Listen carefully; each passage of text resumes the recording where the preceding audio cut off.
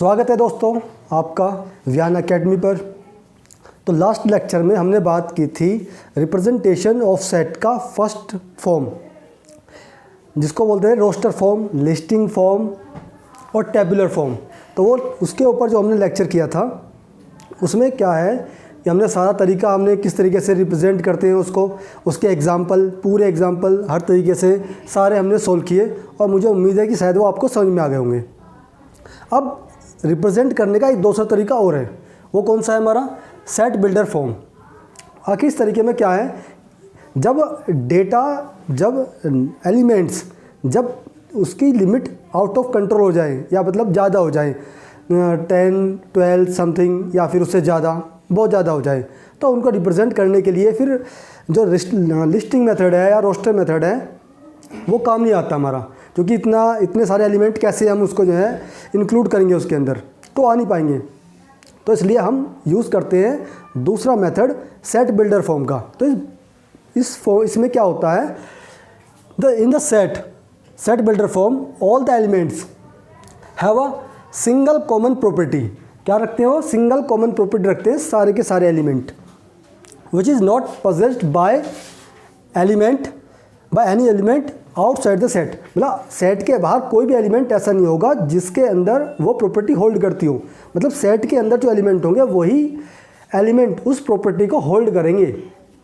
तो ये प्रॉपर्टी उसके अंदर है तो हमारा क्या होगा, फिर वो सेट बिल्डर फॉर्म में होगा। वो एग्जाम्पल के तौर पर जैसे कि ये सेट है वी, समझे, x such that x is a vowel in English alphabet. अब एक्स क्या है, एक वोवेल है, वो भी किसका, अल्फ़ाबेट का।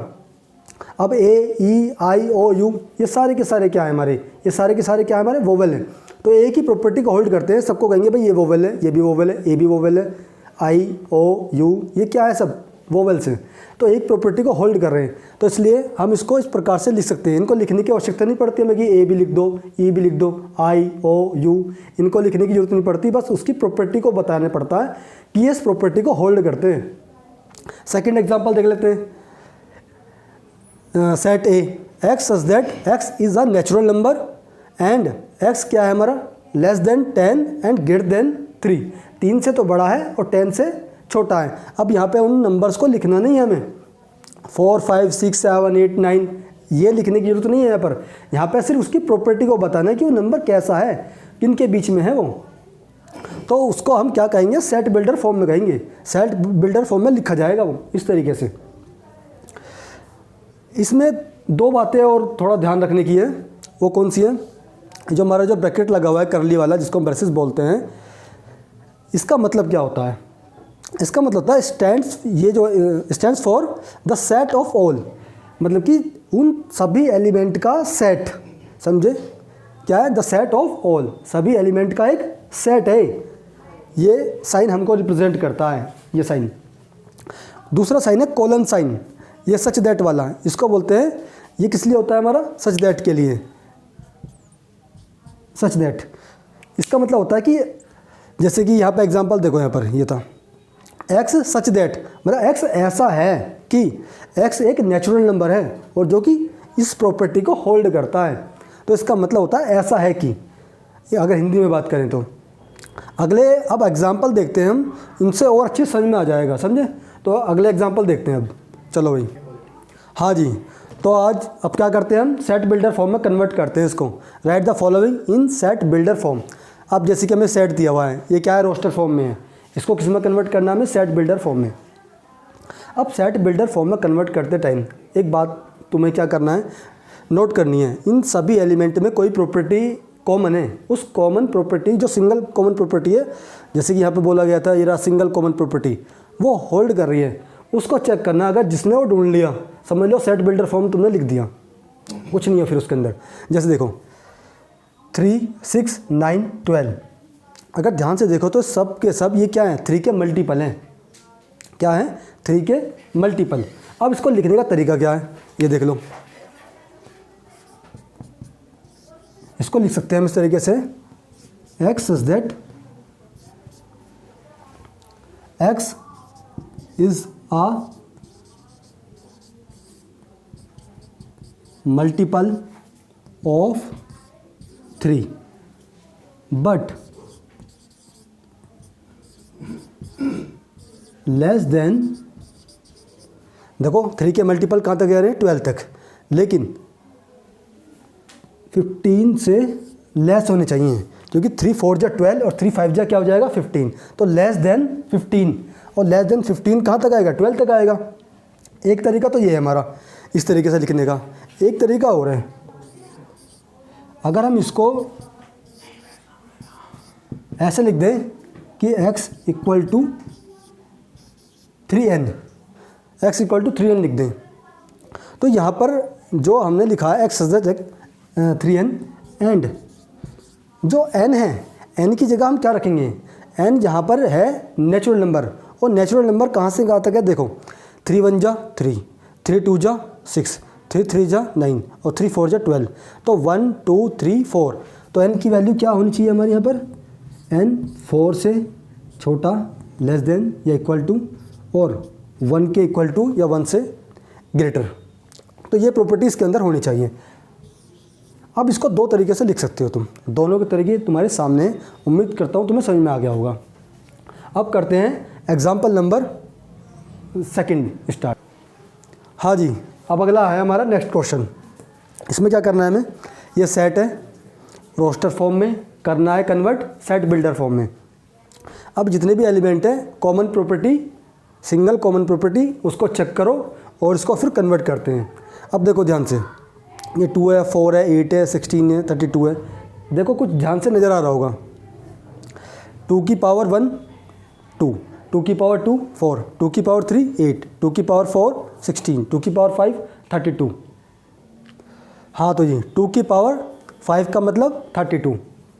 अब सब के सब जितने भी एलिमेंट हैं वो 2 की पावर, अगर नेचुरल नंबर हैं 1 2 3 4 5 तक, ये सारे सारे उस प्रॉपर्टी को होल्ड करते हैं। तो कैसे लिखेंगे इसको भाई हम,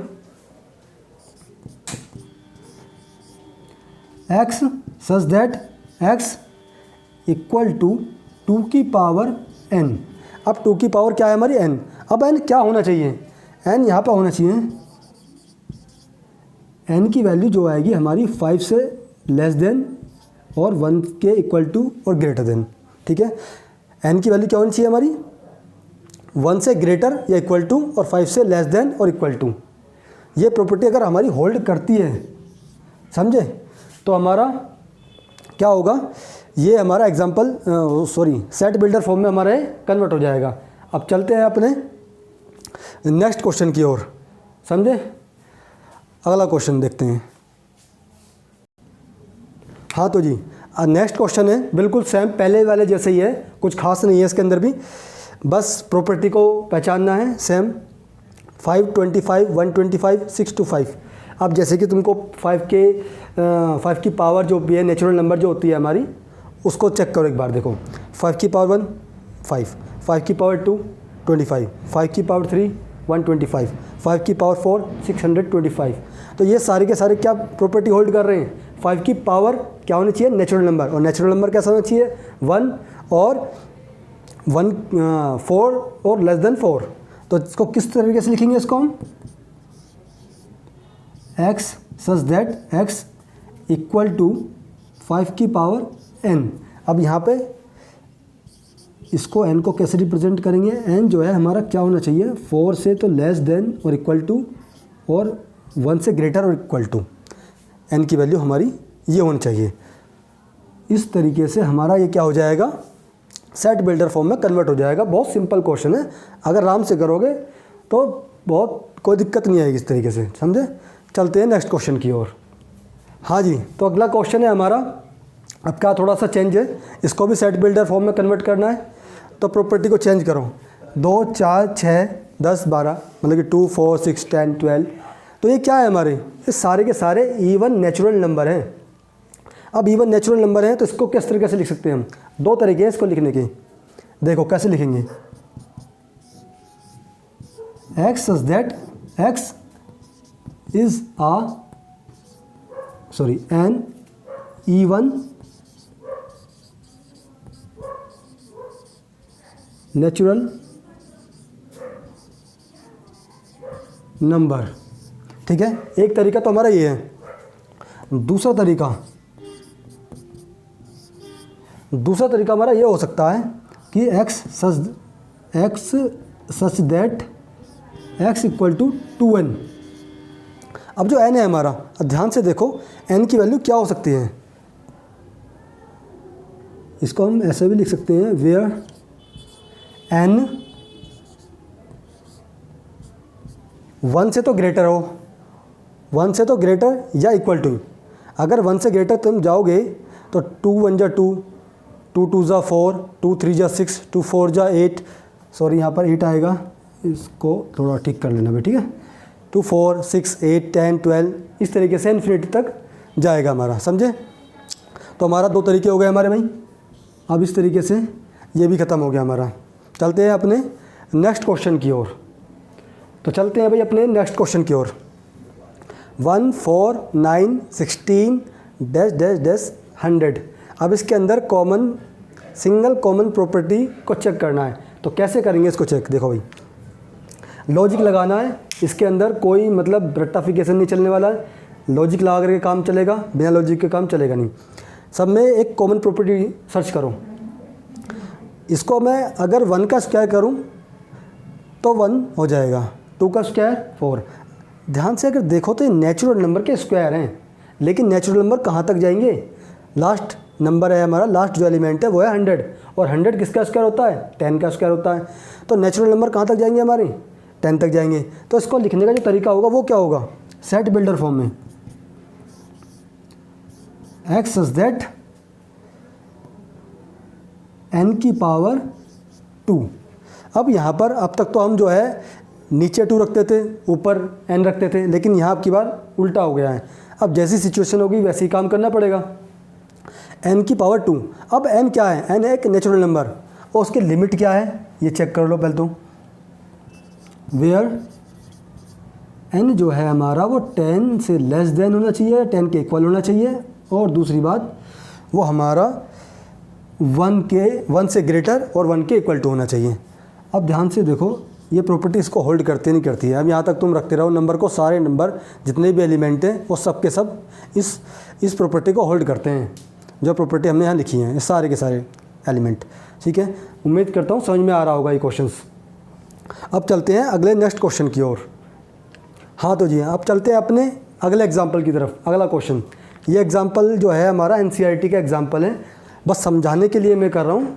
उसमें हुआ है, क्वेश्चन सॉल्व हुआ पड़ा है को बुक के अंदर, लेकिन समझ लेते हैं इसको थोड़ा सा।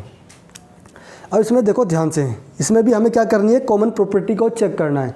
कॉमन प्रॉपर्टी कैसे चेक करेंगे, देखो 1 2 3 4 5 6, ऊपर देखो बिल्कुल सिंपल नेचुरल नंबर चल रहे हैं, और नीचे की प्रॉपर्टी, नीचे नंबर चेक करो।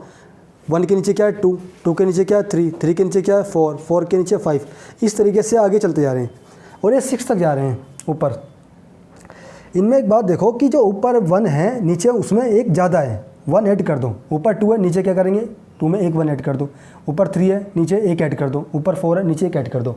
तो इसको जो सेट बिल्डर फॉर्म में लिखेंगे तो कैसे लिखेंगे, देखो हम क्या करेंगे, ऊपर वाले को मान लेंगे n, क्या मान लेंगे n, और नीचे वाले को, नीचे वाला क्या है उससे एक ज़्यादा है, तो ऊपर जो भी है उससे एक ज़्यादा है नीचे, तो n प्लस 1 ये हमारा आ जाएगा। अब ये जो n की वैल्यू है, n की वैल्यू को बताना पड़ेगा कि n कहाँ से कहाँ तक वेरी कर रहा है। n की वैल्यू देखो, अगर मैं 1 रख दूँ, 2 रख दूँ, 3 रख दूँ, 4 रख दूँ, n की वैल्यू कहाँ तक जाएगी, 6 तक जाएगी। उसके अकॉर्डिंग नीचे वाली चेंज होती रहेगी। वेयर n जो है हमारा वो क्या है, 6 तक जाएगा या 6 के इक्वल टू, और 1 तक जाएगा, समझे हमारा। तो ये हमारा सेट बिल्डर फॉर्म में कन्वर्ट हो जाएगा। अब यहाँ तक जो है हमारा ये लेक्चर जो है कंप्लीट हो रहा है। अगले और कुछ क्वेश्चन जो हैं जो हमारे रह जाएंगे वो हम अगले लेक्चर में पूरा कर लेंगे, समझे। इसको ध्यान से देखो, क्योंकि आगे जाके धीरे धीरे कॉम्प्लिकेशन बढ़ती जाएंगी। कभी तुम सोचो कि बहुत ज़्यादा इजी चल रहा है सिस्टम, इतना आसान है, बहुत आसान है, लेकिन इतना आसान है नहीं। अगर तुमने बेसिक नहीं समझा तो आने वाला जो होगा, जो क्वेश्चंस होंगे, जो कॉन्सेप्ट होंगे, वो बहुत थोड़े से टफ बनते चलेंगे, समझ में नहीं आएगा या हो क्या रहा है। तो थ्योरेटिकल ये प्योर मैथमेटिक्स है, तो इसलिए ध्यान से इसको समझते रहो और आप सभी का प्यार जो है बना रहे इसके लिए। और इसको देखो भाई, अगर तुम्हें पता लगता है कि भाई मेहनत जो है हम कर रहे हैं और तुम्हें लगता है कि हाँ तुम्हें समझ में आ रहा है, तो इसको लाइक और सब्सक्राइब देखो भाई कर दिया करो, इससे थोड़ा सा हमें भी मोटिवेशन से मिल जाता है। तो आज के लिए इतना ही काफ़ी है। Thanks for watching.